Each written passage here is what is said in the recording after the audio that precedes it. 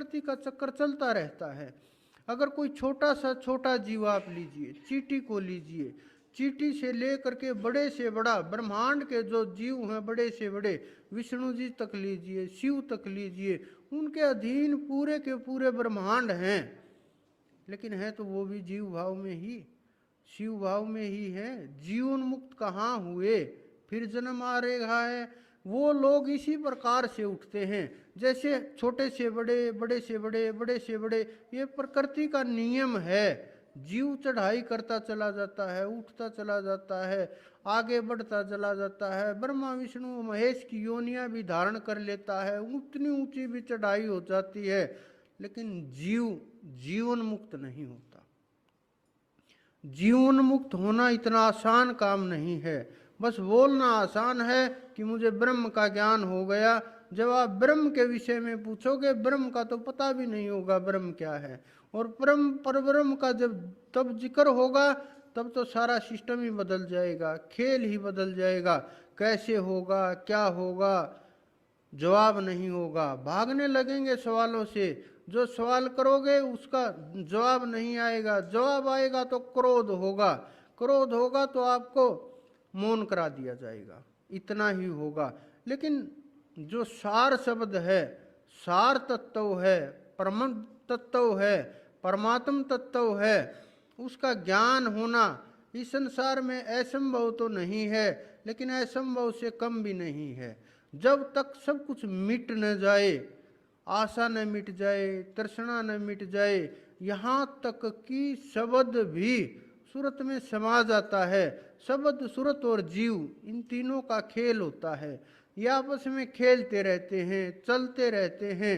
कभी कोई ऊपर चला जाता है, कभी कोई ऊपर चला जाता है, लेकिन जब तक इनका तालमेल नहीं होता, जब तक सूरत उठती नहीं, जब तक शब्द का सहारा मिलता नहीं, जब तक चढ़ाई होती नहीं, जब तक मार्ग नहीं मिलता, ध्यान कैसे किया जाए, कौन सा ऐसा नाम है। बहुत लोग हैं कान के अंदर फूंक मार देते हैं कि ये नाम है। कुछ लोग ये बोल देते हैं कि वो तो ए शब्द है, गला खोल के आ बोल दिया, ई का कुछ भी बोल देते हैं। उन्हें नाम का एहसास नहीं, नाम क्या तत्व है, सार तत्व क्या है। कुछ लोग ये बोलते हैं ये तो विदेही है, विदेही नाम है, भजन भी बाहर से होता है। अरे वो ध्यान किस चीज़ का करवाते हैं, आप देखो गहराई में जा करके। उन्हें यही नहीं पता ध्यान कैसे किया जाता है, कैसे करना है, कैसे सिमरन होगा, कैसे आगे बढ़ा जाएगा, कैसे ध्यान लगेगा, मालूम ही नहीं होता। बस भटक जाते हैं भ्रम में, भूल में, अज्ञान में, अज्ञानतावश इंद्रियों में, और इंद्रियों का ही ध्यान करते करते शरीर में फंस जाते हैं। कोई एक चक्कर का ध्यान करता है, कोई 2 चक्कर का ध्यान करता है। कुछ गुरु ऐसे भी देखे मैंने, मिले मुझसे कि महाराज जी जो आप ये बताइए सार शब्द क्या होता है। मैंने कहा पहले आप बताइए, आपने तो लाखों शिष्यों को बना लिया, लाखों लोग जोड़ लिए अपने साथ, लेकिन आप बताइए सार शब्द क्या होता है। उन्होंने कहा जो हृदय की ये धड़कन होती है ना, धक धक सुनाई देती है, इसको सार शब्द बोलते हैं। मैंने कहा बेवकूफ़ मत बनाइए लोगों को, आपको तो सार शब्द का एहसास ही नहीं है। ये सार शब्द नहीं है, ये ज्ञान शब्द नहीं है, ये वहाँ लेके जाने वाला शब्द नहीं है, ये वहाँ मंजिल पर आपको लेके नहीं जाएगा, ये वो तत्व नहीं है।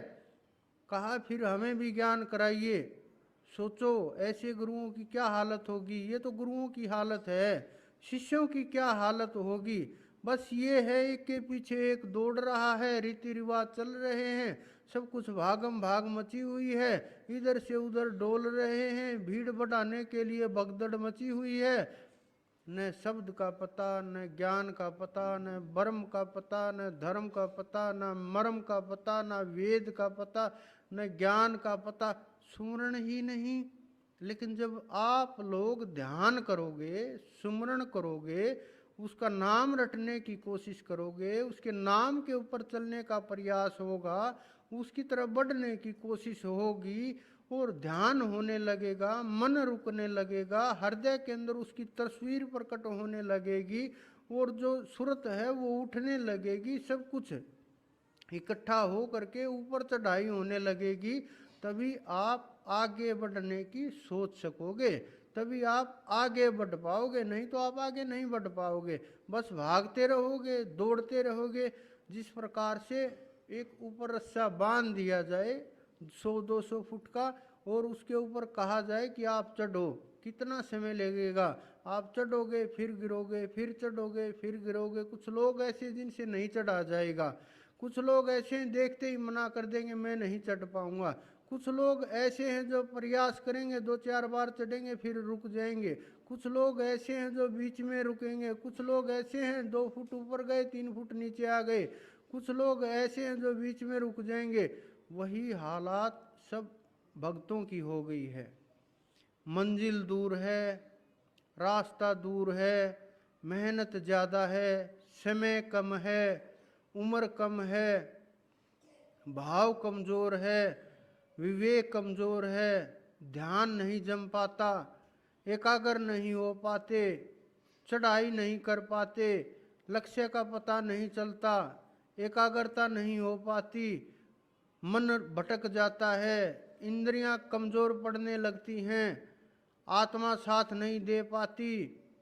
और धीरे धीरे जो उम्र का पड़ाव जब आगे बढ़ने लगता है, ये लगने लगता है कि नहीं मैं नहीं कर पाऊंगा, मैं तो पीछे रह जाऊंगा, मेरे से नहीं हो पाएगा, मैं इतना जल्दी कैसे कर पाऊंगा, समय नज़दीक है, उम्र नज़दीक है, अब नहीं हो पाएगा, इतना दूर लक्ष्य है।